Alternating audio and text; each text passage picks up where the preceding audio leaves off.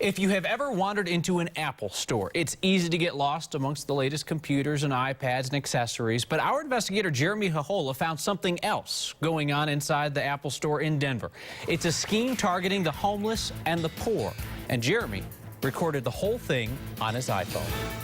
With my iPhone, I watched something suspicious go down at the Cherry Creek Apple Store. Several men signing numerous contracts for numerous iPhones within hours, but then giving them over to someone else. Even an Apple Store employee appeared to play a role, giving the iPhone straight to this guy. I really didn't think about it. All I heard was 200 bucks. Yeah. I'm broke. We saw David Sauer sign his name. I got 4 sleeping bags. He lives at a local park. Sauer says he was picked up by this guy who promised all of that money if he signed contracts and turned over the phones. It was 10 phones. Give me 200 bucks. He was surprised his bad credit was good enough to get contracts, but he needs cash. Motel room, a bath, food. What did they promise you? They promised me about $200, $300 in cash. We watched Jamal sign away too again and again. The same guy approached him on his way to donate plasma. Why were you going to donate plasma? You were just hard up for cash? Yeah, I just needed some cash at the moment. They promised me cash right after the cell phones were activated. They told me I'd make close to $200 to $300. Phoenix, along with the others, say this guy promised they could just cancel the contracts later. No problem. Why did you believe this? At the beginning, I just thought it was some easy money. I had rent due the next day, and I was looking to pay it. Hi, I'm Jeremy Hahola, the reporter. So what's going on here? Here's how the scheme works. A cheap iPhone received with a new contract can be unlocked and used on other networks. Hi, I'm a cell phone trafficker. Hello. Let's say you're desperate for some money. I pay you some cash to sign a contract and to give me the phone. I then can sell this phone on the international market for more than $700. But wait, what happens to the contract I just signed?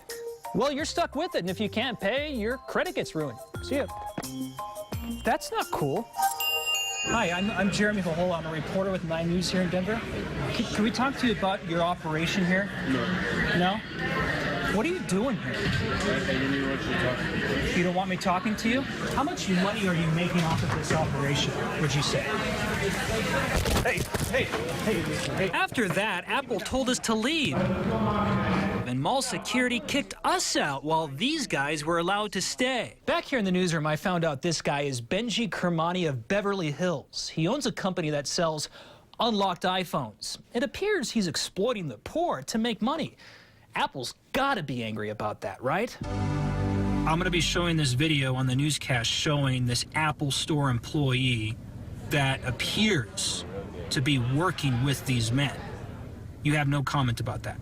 Well, I guess not. In fact, I saw Kermani and his crew back in business the very next day. He approached me. Don't call me, don't text me, don't try to add me on Instagram. But still no explanation. You want to assault a TV reporter, we're going to call the police on you. I'm not going to right? assault you. Listen, and don't try to threaten me. Shut your mouth when I'm talking to you. After that Jerry Springer moment, I reached out to AT&T and Verizon. No comment from them either. Once we introduced the iPhone, we were seeing just rampant credit muling all over the country. Only Sprint would speak to us about what it calls credit muling. There are many laws that are being broken by this type of activity, and so Sprint has actually filed about 40 lawsuits, federal lawsuits all over the country, trying to crack down on this type of behavior. There are no current lawsuits in Denver, but in Lone Tree, Casey Parker and Aaron Chambly are facing a criminal charge of deception. Police say they convinced a mentally disabled man to sign contracts at the Park Meadows Apple Store. This scam is taking place,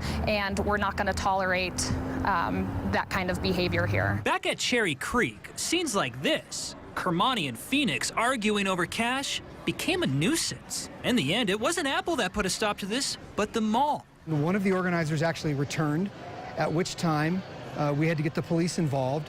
And since that happened, they have not returned. Benji is out there somewhere, but we still have one more question for Apple. Siri, what do you think about all of this?